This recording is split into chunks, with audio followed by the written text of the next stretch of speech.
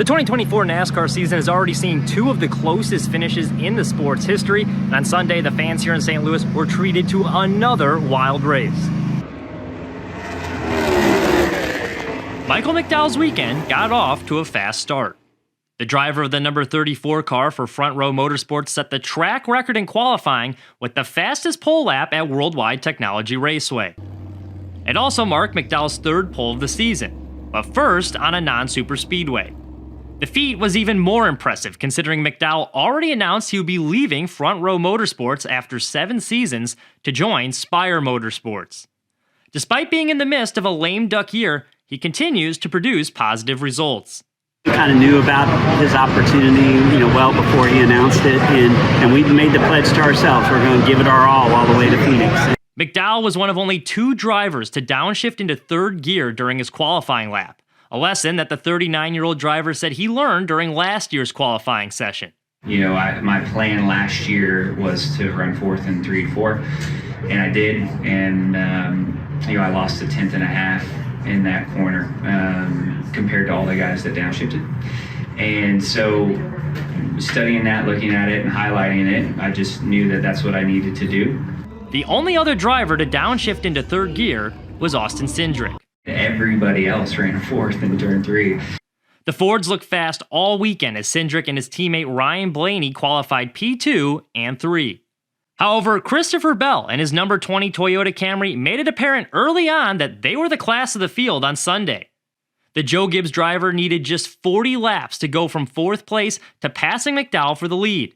Bell led the race 5 times for a race-high 80 laps led and swept the first 2 stages. But at the end of stage 2, last year's winner, Kyle Busch, got taken out of the race after contact with Kyle Larson. Bell restarted 13th in the third and final stage as Cindric and Blaney led the field to green. Blaney chased Cindric in second for 26 laps before pitting on lap 176 of 240. Cindric's crew chief Brian Wilson says he wanted to pit Cindric the same lap as Blaney, however the 12 team did a good job disguising it, which forced them to pit a lap later. Bell pitted from the lead on lap 193. Setting the stage for a battle between him and Blaney as they cycled back to the front. With just 26 laps to go, Bell and Blaney jockeyed for position as Blaney desperately tried to fend off the 20 car. But on lap 221, Bell came on the radio saying his engine was blowing up and began to fade out of contention. As the battle between Bell and Blaney was unfolding, Cindric was lurking in 3rd place. When the 12 and the 20 were putting on such a great show for the spectators here today, it was worth the price of admission, I think. As a fan, I enjoyed that. I was watching Austin. He was patient. He didn't push the issue. There were some guys on him, and he just hung in there and drove. Blaney was just 1.25 miles away from his first win of the season when disaster struck for the defending Cup Series champion. His car had run out of fuel, giving his teammate the lead as they took the white flag. Honestly, heartbroken for those guys, and I know it might sound like cliche to say that, but I really do feel that way. Like, those guys are championship contenders, and a win, 5 playoff points goes a really long way for those guys. The win snapped an 85 race winless streak for Cindric, whose last victory came at the 2022 Daytona 500 during his rookie year. I was super nervous after taking the checker. Came off of turn 4, identify that the guy has the checkered flag in his hand, listen to my spotter telling me that I just won the race, and still terrified that I needed to keep driving fast.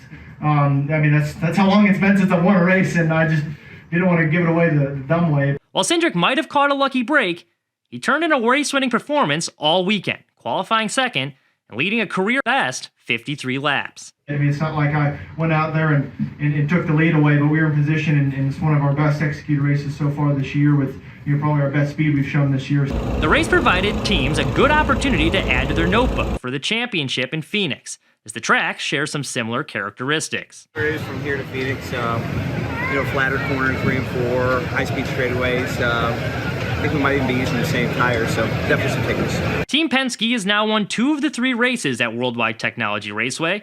They've also won the last 2 championships at Phoenix. Cindric's crew chief Brian Wilson hopes that trend can continue. At the end of the day, when you're working off of a notebook, that's what you typically will do is you'll say, well, what is common? What's common from, this racetrack to whether it's Loudon, Richmond, Phoenix, places like that. We'll try to apply whatever makes sense. Typically with short tracks, it ends up being a lot of the tire settings, whether it's camber, or tire pressures, or toes. But yeah, back to the short story, I definitely hope that it crosses over. Worldwide Technology Raceway is quickly earning a good reputation with the drivers, who say they were impressed by the sports fans in St. Louis. A lot of the Midwest races we go to, we have some pretty diehard NASCAR fans around here, so it definitely gets us pumped up to be racing here. To be able to have all these fans come out here in the St. Louis area, come to Worldwide Technology Raceway. It's a great weekend. A lot of fans come out. There's a lot of passionate racing fans around here. I mean, I spent years around this area racing dirt, late models, and micro sprints, so it's great they all come out and support NASCAR. You know, I went to a St. Louis Battlehawks game last night, and I mean, I was pretty surprised at the turnout, to be honest, and like 90% of the people there were all wearing team gear. I'm like, I gotta buy a hat to fit in here. And it shows that there's a passion for sports in this place, and the facility is always super clean, and they're always trying to do kind of innovative new things, and the teams and the drivers notice that. I'd say my only constructive criticism is maybe more bathrooms in the garage area, but past that, these guys have been knocking it out of the park every year, and I think every team and driver does look forward to this event because of that. Cindric joked that him and his dad, Tim Cindric, who's the president for Penske's IndyCar team, have a running joke that it never seems like the two car for IndyCar and NASCAR run well on the same day.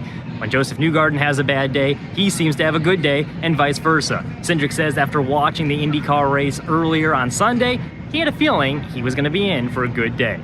Reporting at Worldwide Technology Raceway, Mitchell Kaminsky, ABC 17 News.